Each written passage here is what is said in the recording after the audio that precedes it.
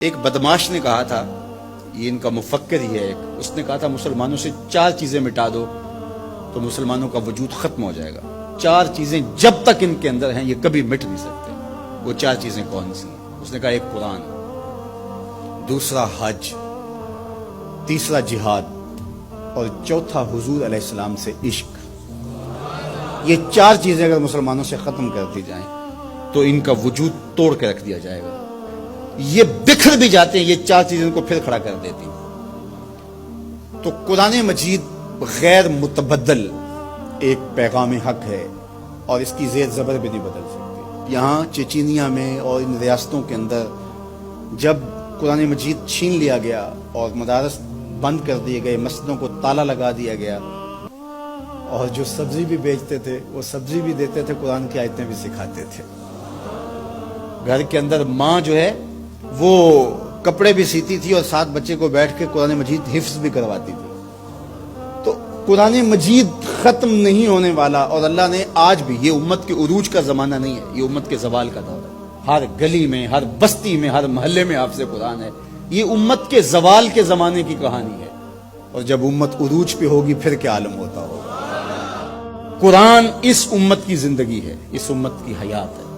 لادینی قوتیں یہ سمجھتی ہیں کہ قرآن کو ان سے چھین لیا جائے۔ میں کہتا ہوں تم میں جرأت ہے تو قرآن کے چیلنج کو قبول کرو۔ قرآن نے کہا ان کنتم فی ریب مما نزلنا علی عبدنا فاتوا بسورۃ من مثلہ۔ قرآن کی مثل ایک کی صورت لا کے دکھاؤ۔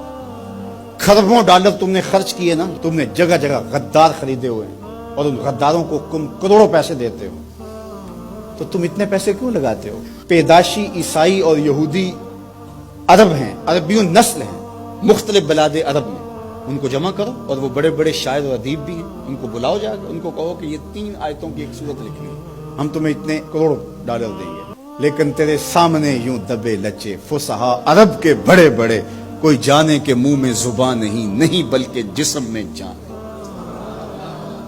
قرآن کی مثل نہیں لا سکے، اور قرآن کہتا ہے فَإِن لَمْ تَفْعَلُوا وَلَن تَفْعَلُوا، اگر نہیں لا سکے تو کبھی بھی نہیں لا سکو گے۔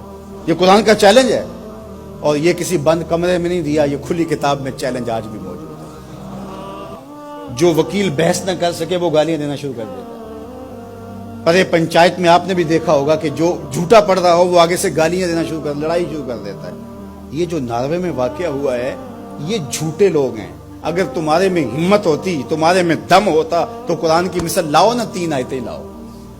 لیکن یہ آگ لگانے کا مطلب کیا ہے؟ آگ لگانے کا مطلب کہ تم اپنی شکست تسلیم کر رہے ہو کہ ہم اس کتاب کا مقابلہ نہیں کر سکتے، اس لیے گندگی اور غلاظت پہ اتر آئے ہو اور قرآن مجید کے نسخے کو آگ لگانا جانتے ہو۔ اور میاں تم کسی نسخے کو تو آگ لگا لو گے، لیکن جو روحوں پہ لکھا ہوا ہے اس کو آگ کیسے لگاؤ گے؟ اور علماء نے کہا ہے کہ جب قرآن مجید کو کوئی آگ لگائے یا اس کو پھینک دے تو وہ لفظ پھینکتا ہے، نور اڑ جاتا ہے اس کا۔ قرآن اللہ کی کتاب ہے، اللہ اس کی حفاظت کرتا ہے۔ تو یہ بات ذہن میں رکھیے، یہ شکست خوردہ ذہن کی علامت ہے کہ یہ جو کچھ کیا گیا ہے، یہ بالکل نکھٹو قسم کے، یہ ہارے ہوئے شکست خوردہ لوگوں کا مزاج ہے کہ وہ کتاب کو آگ لگا رہے ہیں۔ میاں یہ کیا بات ہوئی؟ دنیا کی کسی بھی تہذیب میں ایسا ہوا ہے؟ کوئی بھی دانشور ایسا کرتا ہے؟ تمہارے میں دم ہے، جرأت ہے تو اس کتاب کا مقابلہ کر کے دکھاؤ، اور تم نہیں کر سکتے اور کبھی بھی نہیں کر سکتے۔ اور یہ قرآن کا چیلنج 14 صدیوں سے موجود ہے۔ بڑے بڑے اہل سخن اس زمانے میں تھے جن کے سخن کا طوطی بولتا تھا، اور جو قادر الکلام شاعر اور ادیب اور فلسفی جو ہے وہ فصحا کہلاتے تھے، لیکن قرآن کا مثل وہ بھی نہیں لا سکے۔ تم کس کھیت کی مولی ہو؟ تو قرآن کل بھی چمکتا تھا، قرآن آج بھی چمکتا ہے، اور قرآن کے اجالے اور قرآن کی روشنیاں باقی رہیں گی۔ تو صاحب یہ بات ذہن میں رکھیے کہ اس کتاب سے ہمیں زندگی ملے گی، کتاب سے کبھی بھی دور نہ ہونا۔ چاہے 2 رکوع روزانہ قرآن مجید کی تلاوت معمول زندگی بنا لو، تمہارا کوئی دن قرآن کی تلاوت کے بغیر نہ گزرے۔ قرآن دن کے اجالوں میں اور رات کی تنہائیوں میں پڑھو، قرآن کے ساتھ جڑ جاؤ۔